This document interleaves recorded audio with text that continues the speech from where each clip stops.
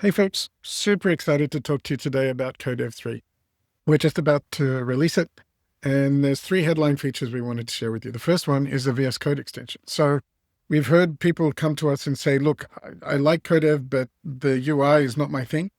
Thanks to Amna, we now have Codev in VS Code. And so it's your usual interface with the architects, the builders, and then the list of things that you should be focusing your energy on. The second feature is really around flexibility and customizability.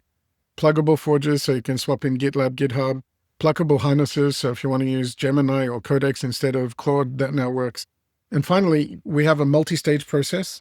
So you can have a Claude writes the code, Codex reviews the code, which we found to be good, actually. And then finally, we're excited to add new features around teams. You can have one builder that sends multiple PRs so different people can review.